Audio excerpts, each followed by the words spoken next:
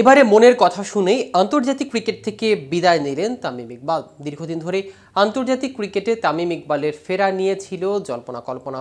কবে ফিরবেন, আদৌ ফিরবেন কিনা তা নিয়ে ভক্তদের মাঝে কৌতূহলের শেষ ছিল না।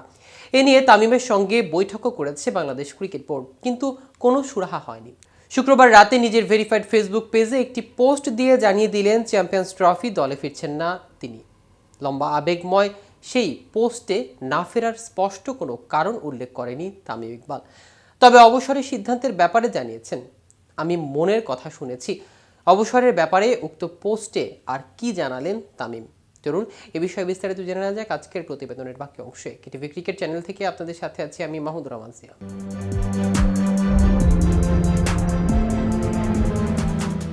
১৬ মাস ধরে আন্তর্জাতিক ক্রিকেটে তামিম ইকবাল নেই, তবে প্রতিযোগিতামূলক ক্রিকেটে তিনি নিয়মিত খেলে যাচ্ছেন, রানও করছেন নিয়মিত।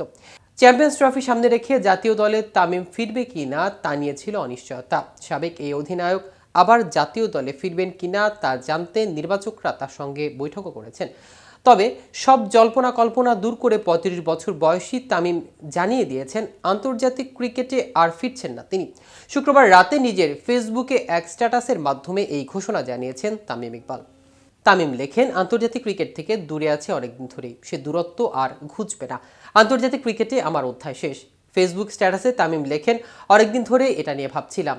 এখন যেহেতু সামনে চ্যাম্পিয়ন্স ট্রফির মতো বড় একটি আসর, তাই আমি চাই না আমাকে ঘিরে আবার আলোচনা হোক এবং দলে মনোযোগ ব্যাহত হোক। তিনি বলেন, তারপরও অযথা আলোচনা হয়েছে। অবসর নেওয়া বা খেলা চালিয়ে যাওয়ার সিদ্ধান্ত একজন ক্রিকেটার বা যে কোনো পেশাদার ক্রীড়াবিদের নিজের অধিকার। আমি নিজেকে সময় দিয়েছি, এখন মনে হয়েছে সময়টা এসে গেছে। অধিনায়ক নাজমুল হোসেন শান্ত আন্তরিকভাবে আমাকে ফেরার জন্য বলেছে। নির্বাচক কমিটির সঙ্গেও আলোচনা হয়েছে, আমাকে এখন উপযুক্ত মনে করার জন্য তাদের প্রতি কৃতজ্ঞতা। ২০২৩ বিশ্বকাপে তাকে দলে রাখা না রাখা নিয়ে নানান আলোচনা হয়েছে। সে প্রসঙ্গ উল্লেখ করে তামিম লেখেন, তবে কি আমি নিজের মনের কথা শুনেছি? ২০২৩ বিশ্বকাপের আগে যা হয়েছে আমার জন্য তা বড় ধাক্কা ছিল। যেহেতু ক্রিকেটীয় কারণে আমি দলের বাইরে যাইনি, তারপর আমি যেখানে গিয়েছি ক্রিকেট ভক্তদের অনেকেই বলেছেন আমাকে আবার জাতীয় দলে দেখতে চান। তাদের ভালোবাসার কথাই ভেবেছি আমি।